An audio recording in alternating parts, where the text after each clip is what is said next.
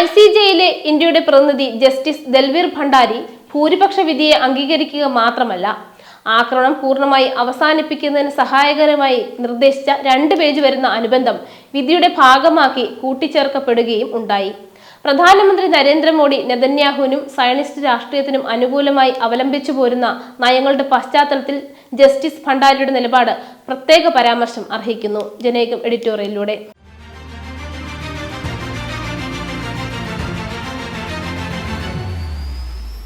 Israel ഗാസയ്ക്കെതിരെ നടത്തുന്ന വംശഹത്യക്കെതിരെ ദക്ഷിണാഫ്രിക്ക republic കൊണ്ടുവന്ന കേസിൽ ഹേഗിലെ അന്താരാഷ്ട്ര ന്യായ കോടതിയുടെ വിധി പ്രസ്താവം വെടിനിർത്തൽ നിർദ്ദേശിക്കുന്നില്ലെങ്കിൽ തന്നെയും വംശഹത്യ അവസാനിപ്പിക്കണമെന്ന ലോക ജനതയുടെ പൊതുവികാരമാണ് ഉയർത്തിപ്പിടിക്കുന്നത്. നിയമപരവുമായി കുറ്റം ചുമത്തുന്ന ഒന്നായാണ് അന്താരാഷ്ട്ര നിയമവൃത്തങ്ങൾ വിലയിരുത്തുന്നത്.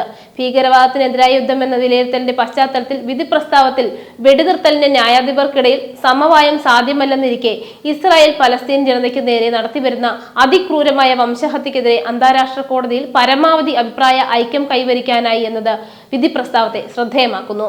ഐക്യരാഷ്ട്രസഭാ സംഘടനയുടെ പരമോന്നത ന്യായവേദി ദക്ഷിണാഫ്രിക്ക ഉന്നയിച്ച തരത്തിൽ ഗാസയിൽ ഇസ്രായേൽ നടത്തുന്ന യുദ്ധാതിക്രമങ്ങൾ വംശഹത്യ സംബന്ധിച്ച UN ഉടമ്പടിയുടെ പരിധിയിൽ വരുന്നവയാണെന്ന് വിധിയിൽ അംഗീകരിക്കുകയും അത് തടയുന്നതിനുള്ള നടപടികൾ നിർദ്ദേശിക്കുകയും ചെയ്യുന്നു. അവയിൽ അടിയന്തര പ്രാധാന്യം അർഹിക്കുന്നവയാണ് മനുഷ്യത്വപരമായ സഹായങ്ങളും അടിസ്ഥാന സേവനങ്ങളും തടസ്സം കൂടാതെ ഗാസയിലെ ജനങ്ങൾക്ക് ലഭ്യമാക്കുമെന്ന് ഉറപ്പുവരുത്തുക എന്നത്.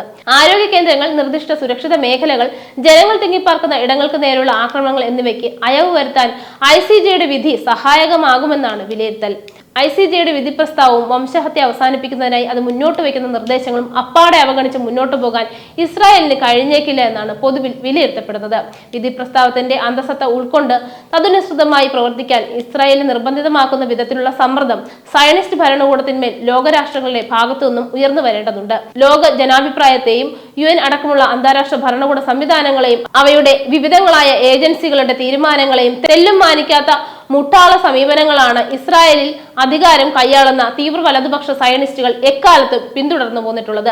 ദക്ഷിണാഫ്രിക്കയുടെ മുൻകൈയിൽ നേടിയെടുത്ത വിധിക്ക് പിന്നിൽ ലോകത്തെ അറിയപ്പെടുന്ന ജൂതവംശരായ നിയമജ്ഞർ, പൊതുസമൂഹ ബുദ്ധിജീവികൾ, ചിന്തകർ, എഴുത്തുകാർ തുടങ്ങിയവർ നൽകിയ പിന്തുണ വിലപ്പെട്ടവയാണ്. അത് ICJയിലെ ന്യായാധിപരുടെ തീരുമാനത്തെ ഗണ്യമായി സ്വാധീനിക്കുകയും ചെയ്തിട്ടുണ്ട്. ഗാസയിലെ ദുരിതമനുഭവിക്കുന്ന ജനങ്ങളോടൊപ്പം നിലകൊള്ളുന്ന UN ഏജൻസികളുടെ നിലപാടും നിർണായകമായി. എന്നാൽ US അടക്കം സുപ്രധാന പാശ്ചാത്യ ശക്തികളുടെ നിലപാടിൽ യാതൊരു മാറ്റവും ഉണ്ടായിട്ടില്ലെന്നതാണ് വിധി പ്രസ്താവത്തെ തുടർന്നുള്ള സംഭവങ്ങൾ തെളിയിക്കുന്നത്. ഗാസയിലെ ജനങ്ങൾക്ക് നൽകി വന്നിരുന്ന സഹായങ്ങൾ നിർത്തിവെക്കാനുള്ള അവരുടെ തീരുമാനം വിധി പ്രസ്താവം നൽകിയ പ്രതീക്ഷകൾക്ക് മങ്ങലേൽപ്പിക്കുന്നു.